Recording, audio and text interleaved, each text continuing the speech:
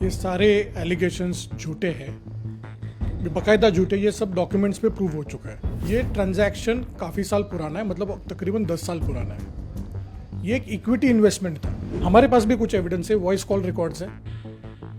Complainant और राज कुंद्रा जी के भी कुछ वॉइस कॉल रिकॉर्ड्स हैं। हमारे पास भी कुछ एविडेंस है जो डॉक्यूमेंट्री है।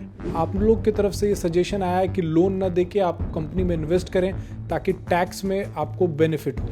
शिल्पा शेट्टी और उनके पति राज कुंद्रा पर 60 करोड़ से ज़्यादा रुपए के गबन का आरोप लगा है, धोखाधड़ी का आरोप लगा है।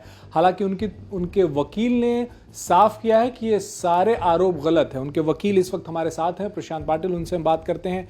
60 करोड़ से ज़्यादा का आरोप लगा है आपके मुवक्किल पर कि उन्होंने गबन किया है, धोखाधड़ी किया है मुंबई के एक व्यवसायी से। ये सारे एलिगेशंस झूठे हैं, बाकायदा झूठे। ये सब डॉक्यूमेंट्स पे प्रूव हो चुका है। फिलहाल मैं अभी ऑनलाइन मीडिया पे सारे एविडेंस नहीं दिखा सकता क्योंकि ये मैटर अभी एफआईआर हो चुकी है, तो हम लोग ये ऑनरेबल कोर्ट को दिखाएंगे। लेकिन आपको थोड़ा सा इसका मैं बैकग्राउंड देना चाहूँगा। ये ट्रांजैक्शन काफ़ी साल पुराना है, मतलब तकरीबन 10 साल पुराना है। ये एक इक्विटी इन्वेस्टमेंट था। इसमें कोई हैंड लोन का या कुछ किसी को इंड्यूस किया, किसी को कोई झूठ बोला, ऐसा कोई केस नहीं है। एक प्राइवेट लिमिटेड कंपनी है। उस प्राइवेट लिमिटेड कंपनी में शिल्पा शेट्टी जी ने खुद का घर गिरवी रख के उसमें पैसे रखे। जो कंप्लेनेंट है उन्होंने कुछ इन्वेस्टमेंट की, वो इक्विटी थी।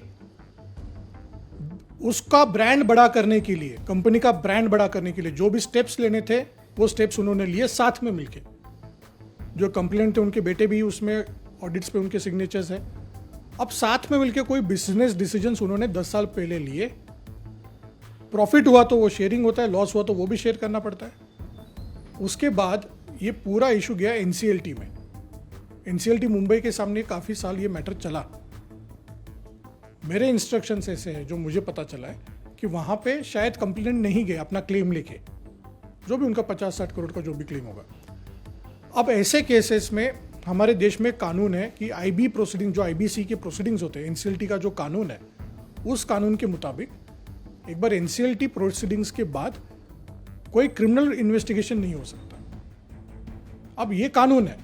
अब इसके बाद जो हमारे पास कागजात है वो इकोनॉमिक ऑफेंस विंग ने पिछले 1 साल से हमसे मांगे।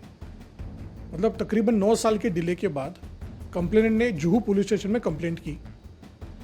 उस कंप्लेंट को इकोनॉमिक ऑफेंस विंग मुंबई ने इन्वेस्टिगेट किया प्रिलिमिनरी इंक्वायरी के तहत। उस प्रिलिमिनरी इंक्वायरी को इस कंपनी के, मतलब शिल्पा शेट्टी और राज कुंद्रा जी के चार्टर अकाउंटेंट ने कम से कम 15 बार अटेंड किए। सारे ऑडिटेड बुक्स दिए हुए, एक एक रुपए का हिसाब दिया है, कैश फ्लो दिया हुआ है, सब कुछ दिया हुआ है। अब उसके बाद क्या हुआ है, एफआईआर क्यों हुई है, एफआईआर की कॉपी हमारे पास अभी तक आई नहीं है। जब वो लेजिटिमेटली आएगी तो उसके आगे जो लेजिटिमेट कोर्स होगा वो हम लोग अडॉप्ट करेंगे। 2 बातें जानना चाहते हैं सर। एक तो कि मामला एनसीएलटी में क्यों गया, और दूसरा जो कंप्लेनेंट है उनका साफ कहना है कि पर्सनल गारंटी खुद शिल्पा शेट्टी ने दिया हुआ है कि ये जो पैसे आप इन्वेस्ट कर रहे हैं उनके कंपनी में, उनके जो टीवी की कंपनी थी उसमें, वो 5 साल में 12% पर एनम के हिसाब से लौटा दिया जाएगा, मैक्सिमम 5 साल में, और पहले भी लौटाया जा सकता है। इसके बारे में क्या कहना है? अभी ये जो बात मुझे आप बता रहे हो, ये बात पहली बार मुझे आपसे पता चल रही है। अभी तक ये बात मेरे नज़रों में कभी आई नहीं। कोई भी उनके पास डॉक्यूमेंट होगा, यानी कंप्लेंट के पास होगा, हमारे पास जो कागजात होंगे, हम दोनों जाएंगे कोर्ट। ऑनरेबल कोर्ट्स को डिसाइड करने दीजिए कि कौन सही है कौन गलत है। लेकिन एक बात मैं आपको बताना चाहता हूं कि ये सारे केस में धोखाधड़ी, चीटिंग, क्रिमिनल ऑफेंस, एक लॉयर बन के मैं आपको बता रहा हूं, नहीं बनता है। बेसिकली अगर किसी का मॉनेटरी डिस्प्यूट है, वो एनसीएलटी ने ऑलरेडी एडजुडिकेट कर चुके हैं, फिर भी किसी को शिकायत है तो एनसीएलटी के ऊपर जो जुरिस्डिक्शन है एनसीएलएटी दिल्ली में, वहां पे जाके अपील कीजिए। कानून ने हर चीज के लिए एक प्रोविजन बनाया है। उस प्रोविजन को छोड़ के अगर हम एक झूठी एफआईआर फाइल करके, जस्ट बिकॉज मेरे क्लाइंट्स एक सेलिब्रिटी है, उनका नाम मीडिया में उछाल के उनके खिलाफ cheating, criminal breach of trust ऐसे एलिगेशंस करना मेरे हिसाब से गलत है, क्योंकि वो डिफेमेशन कहलाएगा। अगर कोर्ट इसके ऊपर आता है, ऑनरेबल कोर्ट ने अगर डिसाइड किया कि ये मामला चीटिंग का है, तो बात अलग है। फिलहाल अभी तक ऑनरेबल कोर्ट ने इसको एडजुडिकेट नहीं किया, तो मेरे क्लाइंट्स का नाम पब्लिक डोमेन में उछालना गलत है। जहां पे भी ये उछाला गया है तो हम लोग उसका एक लीगल रिकॉर्ड्स अडॉप्ट करें कि उस पे ऊपर हम लोग डिफेमेशन करना चाहेंगे।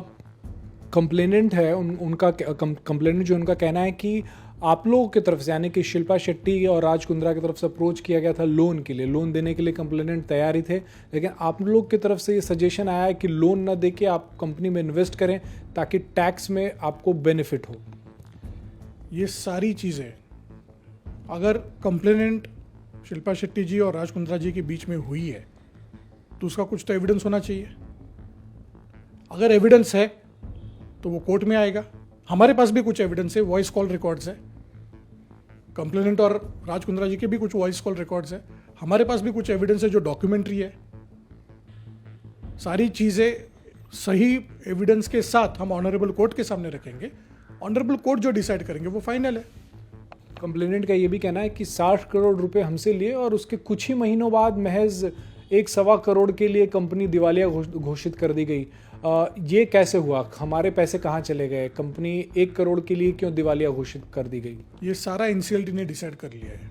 ये मैं आपको कहने की कोशिश कर रहा हूँ सर कि ये सारे एलिगेशन, क्योंकि कंप्लेंट वहाँ पे आए नहीं, कंपनी क्यों लिक्विडेशन में गई, कंपनी के क्या ऑडिट्स थे, ये सारे कागजात, हर रुपए का हिसाब, एक एक रुपए का हिसाब, कैश फ्लो का हिसाब ऑलरेडी इकोनॉमिक ऑफेंस विंग के सामने दिया गया है। ये सब कुछ एनसीएलटी के सामने भी है। अब क्योंकि ये बात एविडेंस की मैं आपको खुल के बता नहीं सकता, क्योंकि वो मेरी मजबूरी है कि मैं हैंडीकैप्ड हूँ उस चीज़ के लिए कि मैं मीडिया पे ये सब डिस्कस नहीं कर सकता। जब हम लोग ऑनरेबल कोर्ट के सामने ये रखेंगे, let the honourable court decide कि ये सब कागजात देख के कि ये बिजनेस लॉस है, कोई सिविल डिस्प्यूट है, या इसमें कोई क्रिमिनलिटी इन्वॉल्व है। अगर मुझे किसी को फंसाना है, मैं खुद का घर मॉर्गेज करके उसके पैसे तो नहीं डालूंगा कंपनी में, मेरा भी उसमें कुछ इन्वेस्टमेंट है। तो ये बात ऐसी है सर कि बहुत आसान है किसी सेलिब्रिटी के ऊपर कुछ एलिगेशंस करना पब्लिक डोमेन में, लेकिन जब एक्चुअली ऑनरेबल कोर्ट के सामने ये मैटर चलता है, जब एविडेंस आता है रिकॉर्ड पे, तब सच्चाई बाहर आती है। तो let us all politely wait for the honourable court's verdict on this and then we will speak. आरोप ये भी है कि जो पैसे लिए गए कंप्लेनेंट से, उसका पर्सनल एक्सपेंसेस के लिए यूज़ किया गया, पार्टीज़ की गई, उससे चार्टर्ड बुक किए गए, ऐसे रिकॉर्ड्स पे बातें जो हैं वो सामने आई। देखिए, हर डिसीजन जो लिया गया उसमें कंप्लेनेंट उनके बेटे खुद इन्वॉल्व थे। कोई भी ब्रांड जो कंपनी का नया ब्रांड होता है उसको प्रमोट करने के लिए प्रमोशन कैंपेन्स होते हैं। उस प्रमोशन कैंपेन्स, ये प्राइवेट लिमिटेड कंपनी, हिंदुस्तान में सारी प्राइवेट लिमिटेड कंपनीज अपने ब्रांड को प्रमोट करने के लिए उसके लिए एक्सपेंसेस इंकर करने पड़ते हैं। वो सही है, वो गलत है, वो कंपनी के बोर्ड ऑफ डायरेक्टर्स डिसाइड करेंगे। वो उस वक्त ऑब्जेक्शन रेज करना चाहिए था। आज उसके 9 साल बाद, इतने टाइम के बाद मीडिया में उछलना गलत है। बाकी फिर भी मैं कहूँगा, अगर कुछ एविडेंस उनके पास है और हमारे पास है, हम दोनों की साइड ऑनरेबल कोर्ट के सामने रखेंगे। और मैं कहना चाहूँगा, इकोनॉमिक ऑफेंस विंग पे हमको पूरा भरोसा है। अभी पुलिस ने एफआईआर फाइल की, हमको सज़ा नहीं लगी। एफआईआर फाइल करने के बाद इकोनॉमिक ऑफेंस विंग इसको इन्वेस्टिगेट करेंगे। इन्वेस्टिगेशन में सच्चाई बाहर आएगी। तो let us wait for the truth to come out. हम लोग भी अपना वर्जन इन्वेस्टिगेशन एजेंसीज के सामने रखेंगे। हमको पूरा फेथ है कि इन्वेस्टिगेटिंग एजेंसीज उसको फेयरली और इंडिपेंडेंटली डॉक्यूमेंट्स को देख के जो सही लेजिटिमेट डिसीजन होगा वो लेंगे। आप डिफेमेशन की बात कर रहे थे, क्या डिफेमेशन का केस करने वाले हैं आप कंप्लेनेंट के खिलाफ? देखिए, अभी तक हमने वो ऐसा कुछ डिसाइड नहीं किया हुआ है। बस मैं ये कहना चाहूँगा कि कुछ भी अगर किसी को कोई ग्रीवेंस है वो इन्वेस्टिगेटिंग एजेंसी के सामने रखे या कोर्ट के सामने रखे, पब्लिक डोमेन में नहीं उछाले। ये पूरा जो दायरा है मैटर का, अगर इसमें कुछ डॉक्यूमेंट्री एविडेंस है वो कोर्ट में जाएगा, वो इन्वेस्टिगेटिंग एजेंसी के सामने जाएगा, और हमको फेथ होना चाहिए। उसके बाद जो जजमेंट आएगा वो सबको एक्सेप्ट करना चाहिए। बट ये पब्लिक डोमेन में उछालना गलत है। अभी तक हमने कोई डिसाइड नहीं किया कि हमको डिफेमेशन करना है या नहीं करना। वो उसके लिए हम लोग इवैल्यूएट कर रहे हैं सिचुएशन को। शुक्रिया। तो शिल्पा शेट्टी के वकील थे जो बता रहे थे कि जो पैसे लिए गए थे वो बतौर पार्टनर, यानी कि कंप्लेनेंट को भी उस कंपनी में पार्टनर बनाया गया था। उनके कंप्लेनेंट के बेटे जो थे उस कंपनी में बतौर डायरेक्टर थे। वहीं पर्सनल गारंटी की बात अगर कंप्लेनेंट कर रहे हैं तो ये सारे सबूत अदालत के सामने आएंगे। उसके बाद अदालत तय करेगा कि कौन सही है और कौन गलत है। फिलहाल मुंबई पुलिस की ईओडब्ल्यू यानी कि इकोनॉमिक ऑफेंस विंग इस मामले की जांच कर रही है। अब जांच आगे बढ़ेगी तो दूध का दूध और पानी का पानी होगा। कैमरामैन विजन भदौरिया के साथ राजेश कुमार, इंडिया टीवी, मुंबई।